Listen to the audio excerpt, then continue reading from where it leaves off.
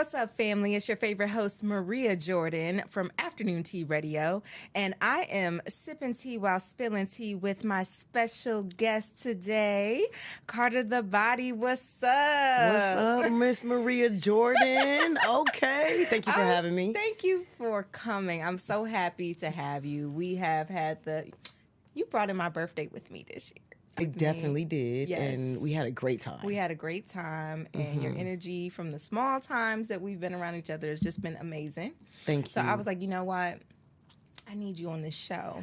Yeah, we returned for your birthday. Yeah, it was you nice. did. It was a good time. We I had a was great. cute, I had too. a great. Yes. We was real I was like, cute. that's Maria. I see you at work mode, and then this is Maria birthday Yes. mode. Loved it. All the different sides. Mm-hmm. So you are a star on All the Queen's Men. So tell me about your story. Like, how did you get into acting, where you're from? Just give us a little tidbit about you. Okay, I will start from the beginning. Yes. I'm from Los Angeles / Inglewood, California. Mm-hmm. I was born and raised in Inglewood. Went to Inglewood High School. Played basketball since I was Really?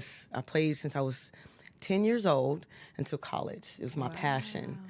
And then I stepped into the dark side that I had no clue of, that I even knew I had in me. Yeah. I started to exotic entertain Yes. for ladies across the world. I was booked in South Africa. I was booked in Paris. Wow. In Toronto, Canada.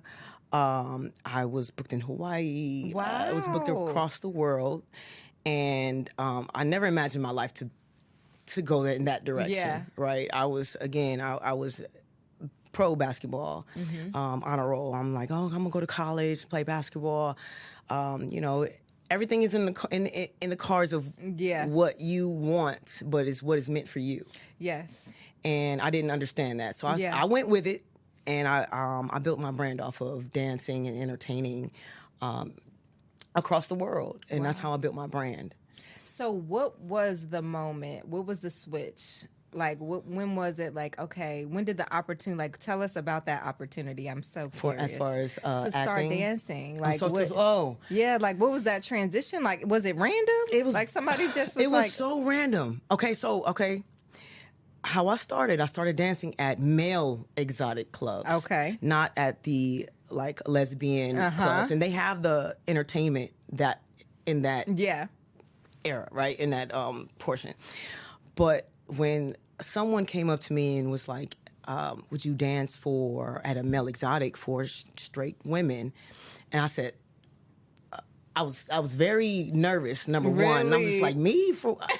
But the way they even came to me is because I was dancing in the club a lot. And I would get a lot of attention that way. Yeah. It was me and like 3 other masculine presenting women. Yeah. And we were all best friends and just in a circle dancing, and then we would catch attention. Wow. Not on purpose. They just came. It was like a what can energy you do? there. Right.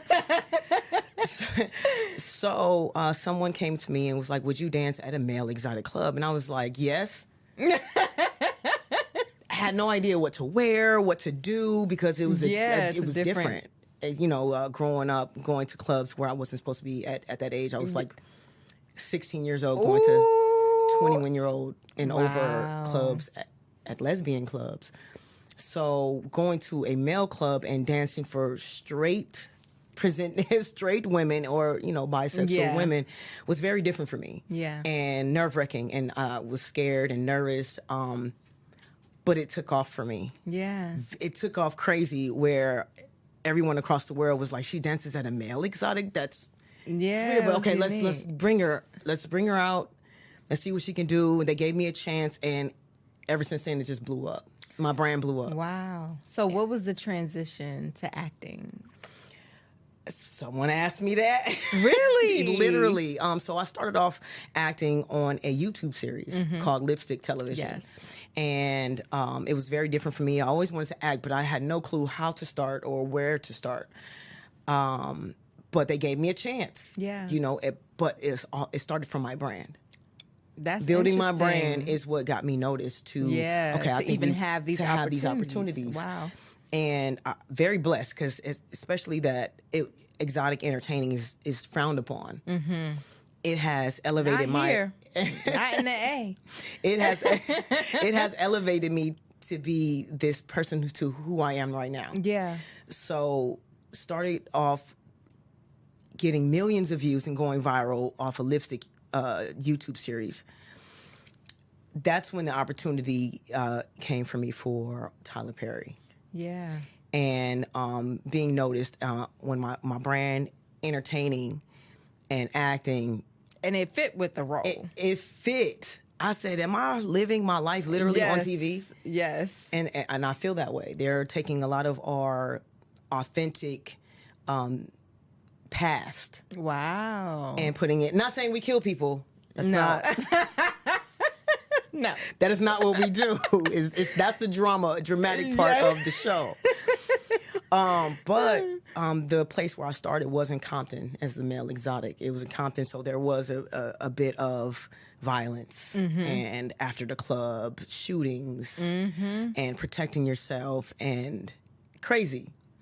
And it fits into the script. It fits into the script. Wow. They take a lot of our, with the writers, they questioned our past and what we've been through. Okay. So they put it in a story as Wow. well. But it created off with Christian Keys. He wrote a book called Ladies' Night.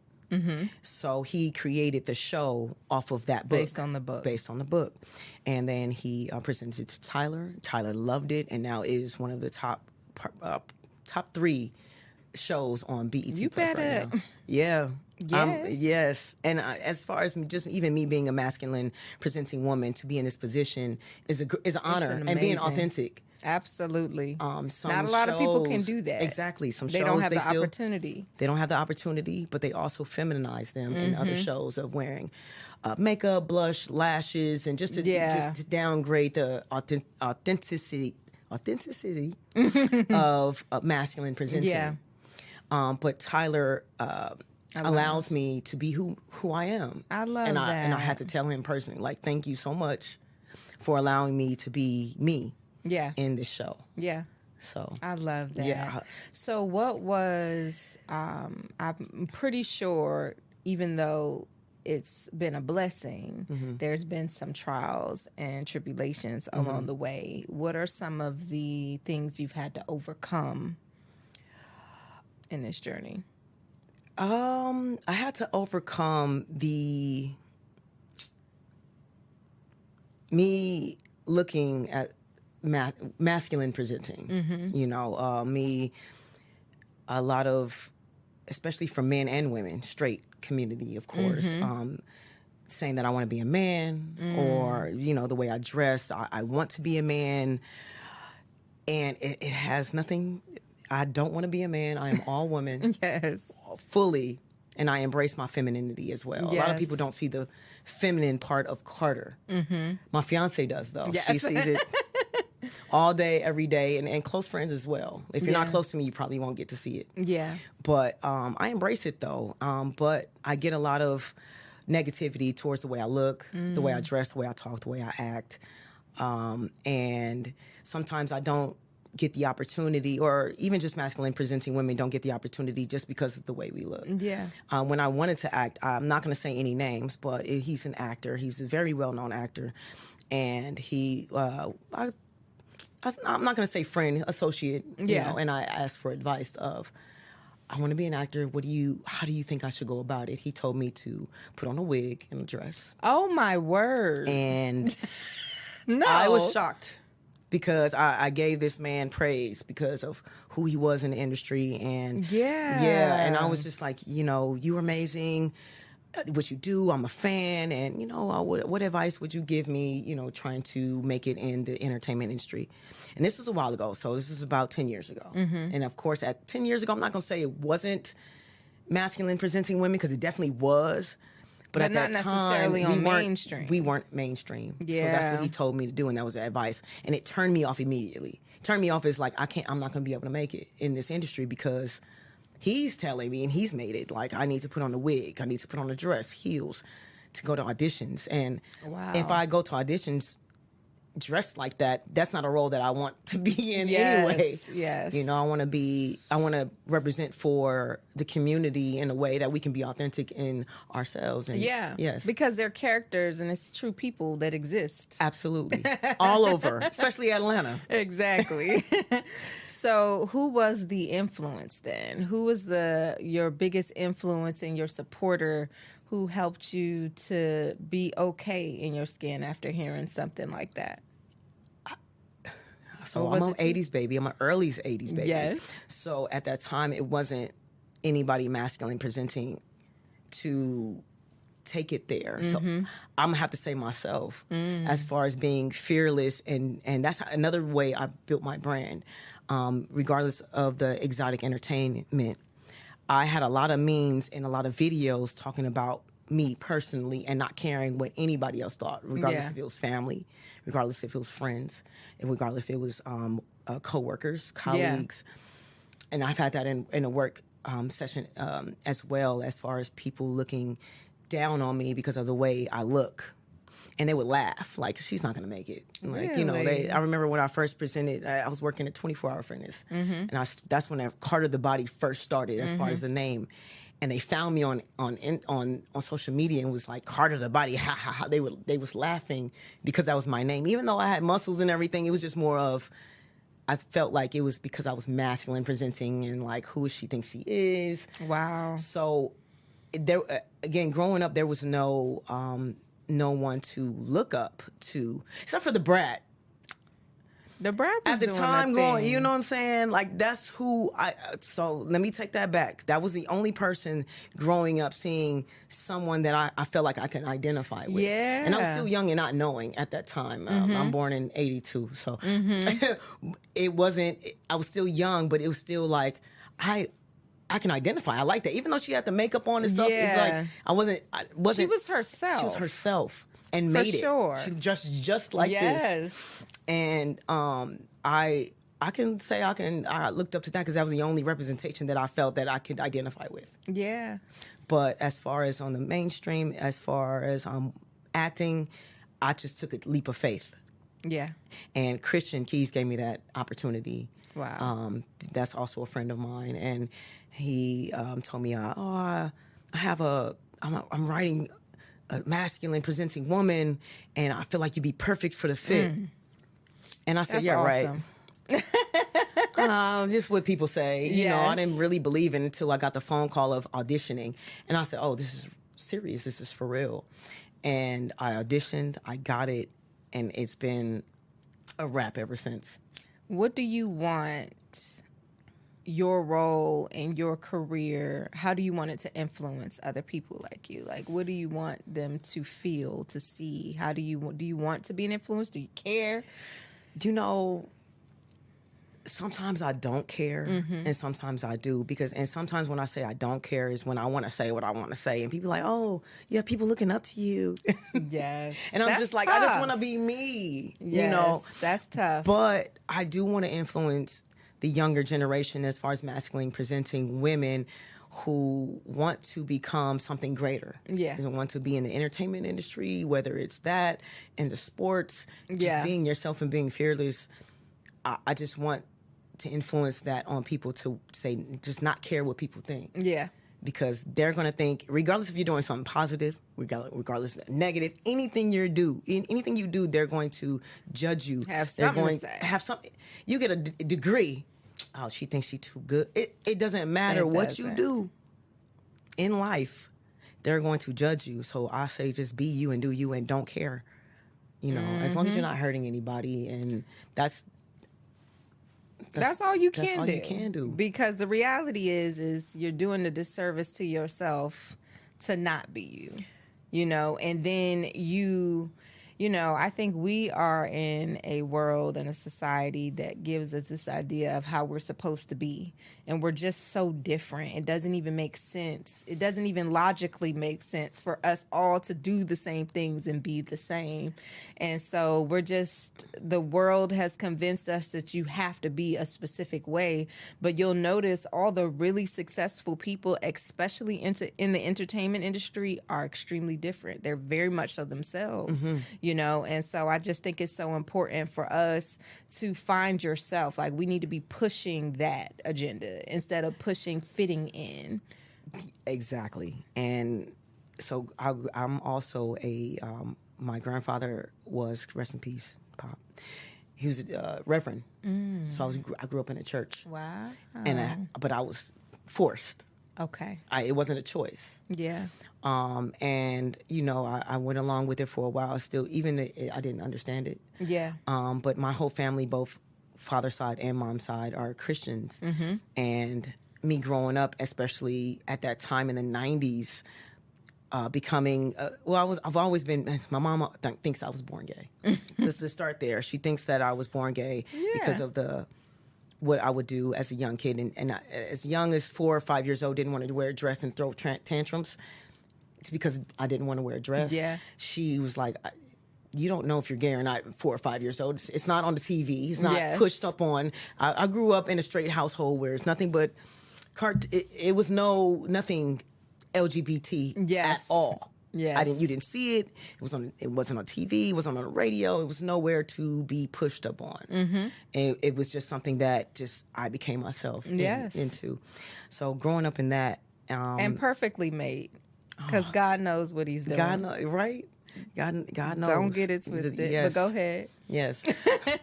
So with that said, I was just fearless and I didn't care, whether if it was through family, again, friends.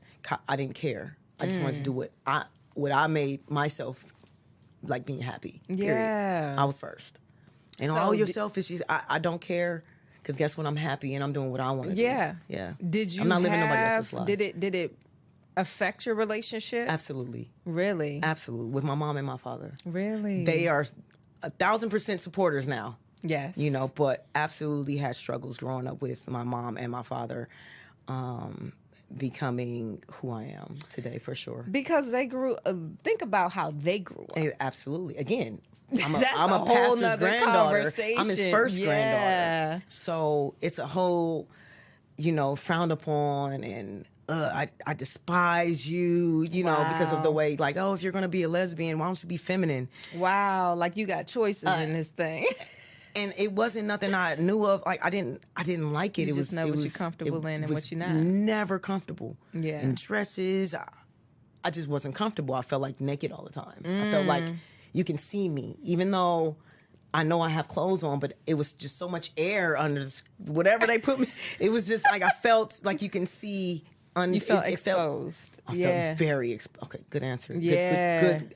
I felt very exposed. Wow. And it wasn't comfortable for me. But I also have a lot of boy cousins, and what they were doing was also very cool to me.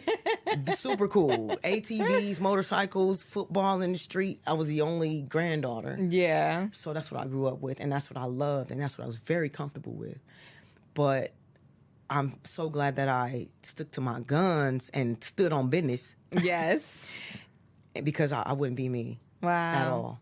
I'm glad to hear your testimony, friend. Yeah, nobody knows this. This is the first time I'm actually talking about this. That's awesome. And, I'm just so glad that your family came around, because, honestly, you're taught what you're taught. You know what I mean? And especially a lot of in them times. Yes. And even now, like, a lot of people are taught the wrong things. And they just don't roll it back to the basics. Mm-hmm. And what God says, God created you who you are, perfectly made with Him in you. Mm-hmm. And the rest is between you and God. And just like it is for me and everybody else, Absolutely. It was like a programming. Yeah. Our generations programmed you to be like them. Yeah. And to want and like, and whatever they liked, that you had to like. So we were programmed to like whatever and grow up exactly how they grew up. And it's just important for everybody to understand that you don't have to understand someone to respect someone. You know what I mean? Like, absolutely. The respect and our job I'm a Christian, as a Christian, is to love the way God loves. That's it. But there's a lot of hypocritical Christians out there that judge you and condemn you and no sin is greater than the next, because they done got married out of wedlock and had babies out of wedlock, but you're a demon and you're going to hell because it's no sin is greater than the next. You know, you got to look in the mirror, and we're just not. Listen, you have to do what is true and what you think is right. Like, I feel like we all have, you know, God lives in us, right? And I feel like he tells us what's right and wrong. You can't tell me that you're wrong. Like, there's you know what I mean? Unless you're hurting something. Okay, so I take it, it's a slippery slope, but I feel like there is no right and wrong. We are programmed to know what's right and wrong, right? But I feel that when you are hurting someone physically, mentally, and all that, that is negativity, energy that does hurt someone. So you're hurting someone regardless if you're touching them physically. So I feel like whatever is positive and a happy place and it's the right thing to do is it. Yeah. And as long as you live that way in your life, everything's going to be, you're manifesting everything that comes your way. Absolutely. And let them doors keep opening for you, boo. Absolutely. So what's the goal? Like, what do you want to do? What is your ultimate goal? Like, what's the next step for Carter the Body? So the ultimate goal for Carter the Body, I want to be the first authentic, masculine presenting woman in Marvel. Ooh. Because they'll have little certain, you know what I'm saying, but it's not really the full masculine presenting, and you know, and I have the body for it. Manifesting that right now. That's a good goal. But my goal, that's the main goal as far as I think once I do something in Marvel, in all of me, I'm good with whatever after that. I'm good. That's the goal. We claiming that. Claiming that. We are claiming that. What do you want your legacy to be? That's a good question. I've never even thought about that. Just me being me and fearless, and for everyone to know that I did it with no help. I did it all by myself as far as building me. And I feel like I'm still building me and my brand. And I do have a management team, but I still feel like I don't have the, how can I say, not saying help from my fiance because she's great, you know what I'm saying? But I know I know a lot of people in power. I feel that once I get a great management team behind me, I know that I will leave a legacy of, because I have one already. Let's not. I have one of where, like, oh my God, OG Carter the Body, I've been watching you since I was 15. I get that. Like, I've been going for a long time. But I just want to be remembered as this masculine presenting woman did it all, that she paved the way for everyone to do it, to do it as well. Like, to be fearless of that. You know, because I want everyone, the younger generation, even just my generation, to just feel fearless and to do what you want to do without thinking of the consequences of just being yourself. Yes, that's right. You know, just being fearless. I love that. That's all, just being authentic. Okay, so on Afternoon Tea Radio, we also talk the story behind different stereotypes that are affecting our community. Okay.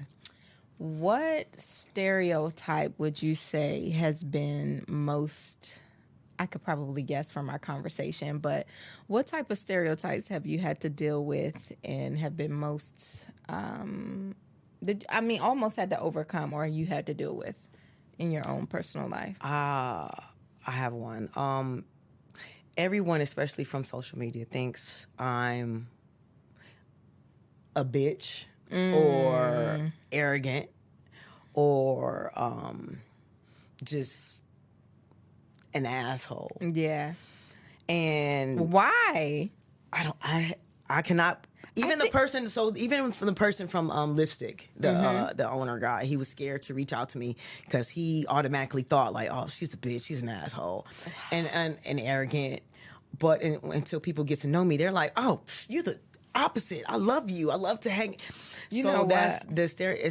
As far as being masculine presenting, they automatically think I want to be a man. I want to penis. I don't know what I can say on here or not. You can. We on YouTube. They automatically think that I'm just this aggressive person and controlling or, and like I said, an asshole. But when they get to kick it with me, they're just like, wait a minute, I love you.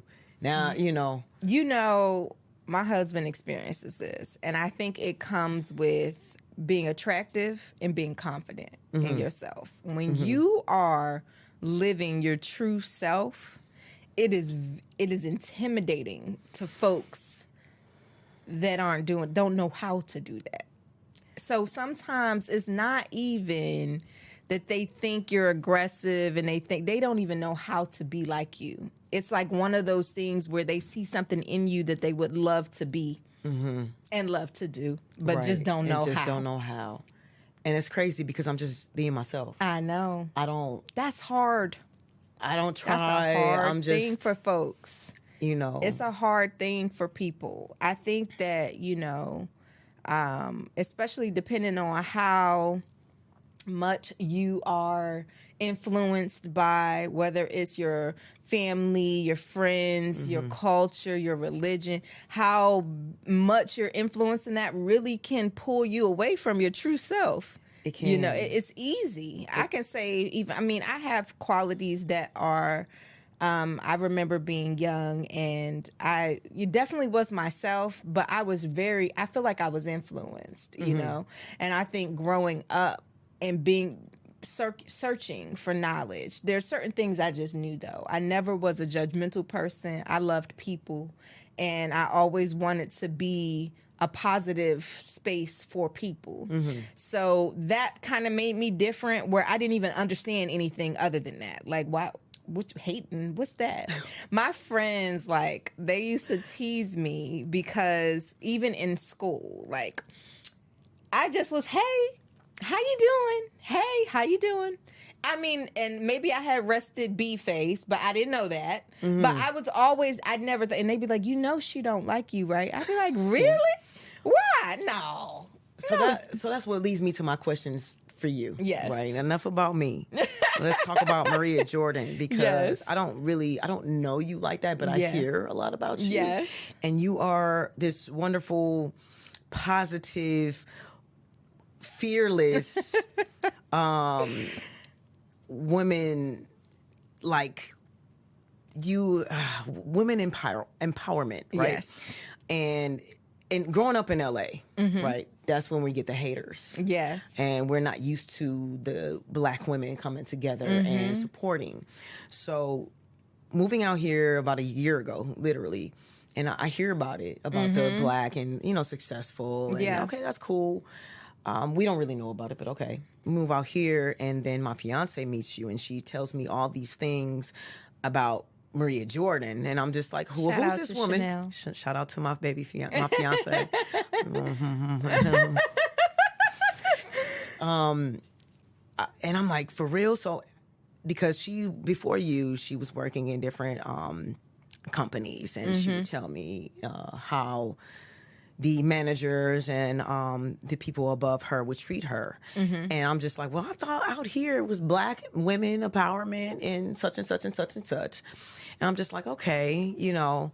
And then she meets you, and then she tells me about you, and I'm just like, is she gonna change? Like, you know what I'm saying? Like, she's great, but is it consistent? Yes. I've heard nothing but great things about you. Yeah. So what empowered you to be who you are as far as a woman empowerment? I see you have the podcast and you have this whole group of women that you mentor. And like, what made you Maria Jordan as far as wanting to basically help women that's around you? Because that's Black women, especially. You know, that's just who I am. Like, that was put in me when I was a very young girl. And I believe that my purpose is to put into other people. I truly believe that. I believe that, you know, that's the only way that I'm going to get to where I want to be, for people putting into me. I believe that you are to treat people the way you want to be treated. And I just love us. That's the bottom line. I really love us. I think that we are amazing. And I just don't have nothing. I've never been a person that felt like I need to keep something to myself, or if if I had some type of knowledge that I shouldn't share it, or that I shouldn't, and I honestly don't understand anything other than that. I just feel like as people, we're literally here to be a blessing to each other, right? And so I don't know, I just always and then with that thought, those doors, just like you, those doors just open for me. Well, shout out to Maria Jordan, because you are changing people's lives out here, honestly. And that is my, I feel like my purpose. I feel like that's my purpose here, is to do that in every way that I can, you know. And I just want that. I want to be a positive space for people, and I want them to feel that way. I want for people to feel like, dang, she was supportive of me. And what I'm learning, though, is that can't be in spite of me. Like, that can't be at my own detriment. So I'm learning now how to, because I've always been this way, but to a point where I didn't know how to put myself first. I put everyone else's needs and wants and before my own, you know. And now, and I'll give credit to my husband on this, honestly. He's like, no, like, what about you? Like, what do you want to do? How do you feel? And you can still be a blessing to people, but you don't have to do that at your detriment. Like, you don't have to do that and not be able to take care of yourself, because when you are a giver, you attract takers. I want to say shout out to your husband for that, because honestly, putting yourself first and making sure you are good first will help with everyone around you. It's the truth. Honestly. It took a while for me to learn that. Yeah. It took a while. It takes a while for a lot of people to understand that, because they feel like as we're programmed, as we're growing up, being selfish is not a good thing. Yeah. You know, so. Yeah. And selfish is also a positive thing, because if you're being selfless, then you're not filling your own cup, I feel. So when you're being selfish, as far as putting yourself first, you fill your cup, and then automatically you're able to do it for others. And you know what? There's a fine line between doing for people because you want to, and then feeling like you need to, like feeling like that's just what you're supposed to do, and that's dangerous. Ooh. That's a dangerous place to be. So slippery slope, man. Yeah, it is. So just learning that it's important for me to be who I am, and to also think about what it is that I want. You know, think about the things that I want to do, who I want to be, and keep that in mind too. So it took a while. You know, it's a lot of people that feel that way, as far as putting yourself first is not the way to do it. You got to put, you know, certain other things first so you can be good. No, you yourself have to be good in order to help everyone around you. The energy, and even when you're pouring out your own cup, and then when your cup is empty, then that's when it's detrimental. And then you become resentful.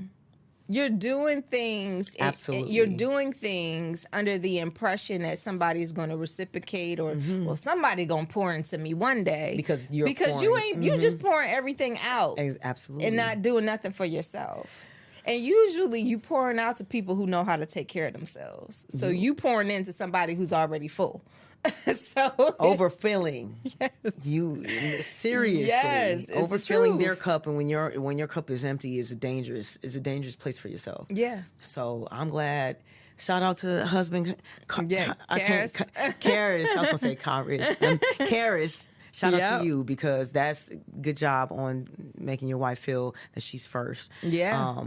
because that's a great way to, especially for a marriage, and putting your you gonna learn all about that. Oh, I can't wait. I mean, I'm learning now. You know what I'm saying? I definitely pour into my fiance's cup, and I make sure she pours into her. I try to make sure that she pours into herself. Encourage her to pour in It's herself. hard. It's just like you saying. It's hard to do that, and she's learning, and I'm helping her learn that pouring into yourself first is a great way to start with everything else around you. And I love that. I have to, because growing up and her and trying to make sure that she's great, I have to make sure that she's great, because she's a great, amazing person. Oh, you're so in love. I am. I'm obsessed. I told you, when I put on that ring, it was a shock, and it went into my body. I was just like, oh, okay. Oh, yes. I'm so happy for you. Right. I'm happy for obsessed both of you. even more, yeah. Yeah. Oh, well, thank you. Thank you so much for joining me today. No, thank you for having me. We're going to have to do this again when you go on Marvel. We putting that in the universe. We're going to have to shoot that in the universe for sure, because that's the goal. Yes. So tell them how they can follow you, how they can keep in touch with Card of the Body. Okay, I am Card of the Body, and you can find me on social medias and on Instagram as Carter_the Body. I am on TikTok as just Card of the Body. And you can Google me, Card of the Body. It's all on. It's all there. Not too much, but yeah.